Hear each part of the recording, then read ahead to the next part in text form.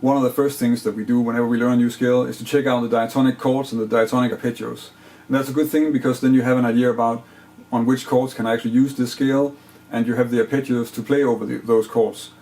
But actually there are also some arpeggios that you can build that are not built from diatonic thirds in the scale, and they can be really nice for some really specific sounds.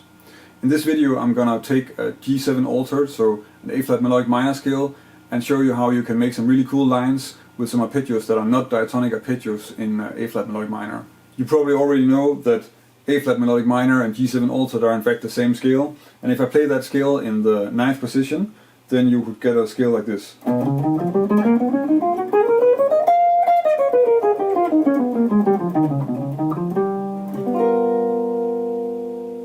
So when I'm talking about A-flat melodic minor in this context of G7 altered, it doesn't make too much sense to talk about a C-flat. So I'm going to call that a B, and there are probably going to be other places where I'm just going to name notes and chords a little bit funny because it's not going to be correct in terms of A-flat melodic minor or G7 altered, but it just makes more sense in the context to think like that. And I'm sure you can get it anyway, so just bear with me for that. So to find the other chords in A-flat melodic minor, we first need to figure out what the diatonic chords are. And that will be this. A-flat minor major, B-flat minor 7, B major 7 sharp 5, D-flat 7, E-flat 7, F half diminished, and G half diminished, and then again A-flat minor major. So the first arpeggio I'm going to talk about is a B major 7 flat 5. We already have a B major 7 sharp 5 in the scale, so that will be this diatonic chord. And of course we can take the top note here, the sharp 5, and substitute that with a flat 5, which will be this note, because that's also in the scale. And then we get this chord. And there's a nice way of playing this chord as an arpeggio where you're repeating the same fragment over 2 sets of strings. That will be this way.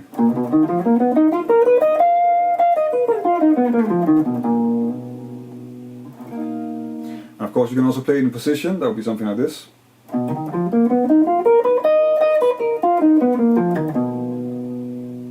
So in the line that I played in the beginning of this video, I'm using this B major 7 flat 5 arpeggio, and I'm using the version where we are playing it sort of repeating across the string sets, so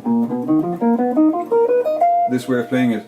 I start with, on the root, just playing that here and then going, and then I'm using my 4th finger to play this B flat and sliding that up to the B. And this slide, this is the way I'm going to change position whenever I need to go to like a new string set. So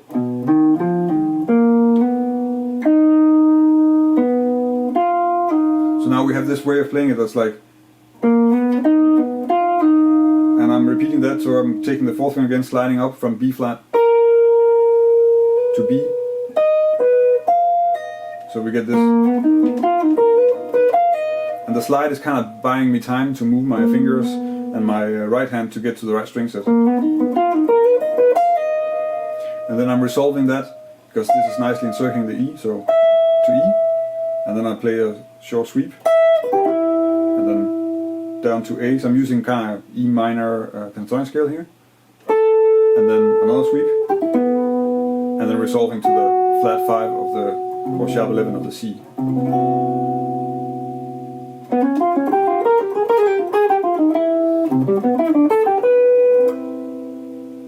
So the arpeggio I'm using in this line is derived from this D-flat 7 chord. So of course D-flat 7 is the 4th degree in A-flat melodic minor, and that's associated with the Lydian dominant sound. So we can actually change this into a D-flat 7 flat 5. And again we can play an arpeggio on this that's sort of going symmetrically across the neck, so that would be something like this. And we can also play it in a position, that could be this.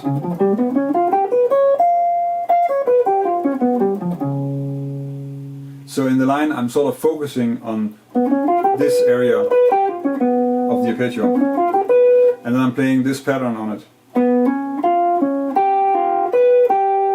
So that's coming out of the position. And then we get sort of a straight altered line, so which is is just a small sort of scale one, or two small scale ones in G altered with a bebop trill, and then I resolve that to the third of the C.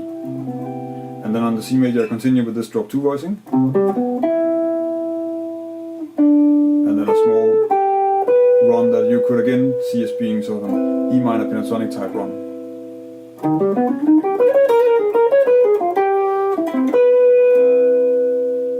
So in this last line I'm using an arpeggio that's derived from this E flat 7, which is of course a diatonic chord, but you can also change that into an E flat 7 sharp 5, so that would be this chord, and if you play that as an arpeggio, one way to do that would be this.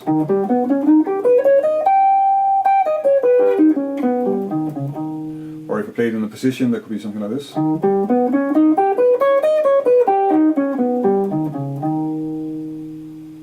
So in this line, the whole G7 also line is again pretty much just built on the arpeggio. So I just start on the E flat and then up the arpeggio, and then change in position, continue up the arpeggio, and then we get a small trill, and then I add this D flat 7 arpeggio in first inversion,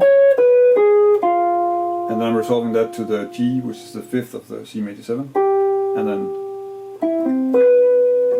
add this small shell voicing arpeggio at the end.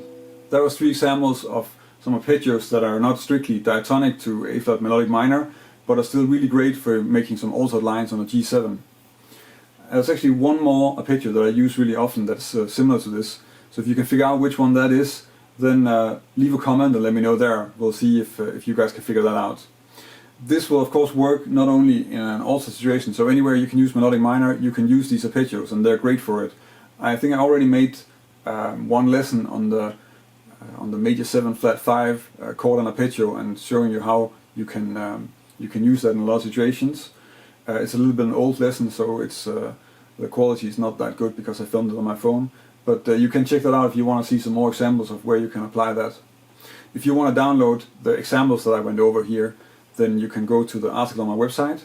There's a PDF download in the article, and then you can just check it out without having to look at the video or the article.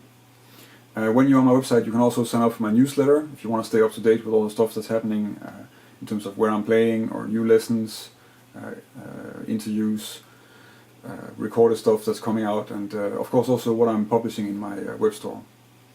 If you have any suggestions or questions about what I went over in this lesson, then you can leave a comment on this video. You can of course also connect with me on social media. I'm on Facebook, Twitter, Instagram, Google+. And it's nice to get some feedback from you guys, so if you have something you want to ask, or if you have something that that you would suggest I made a video on, then leave a comment. It's always great to hear what you guys want to see and what is unclear in the videos, so all comments are really welcome. That's all right for this week. Thank you for watching, and until next week.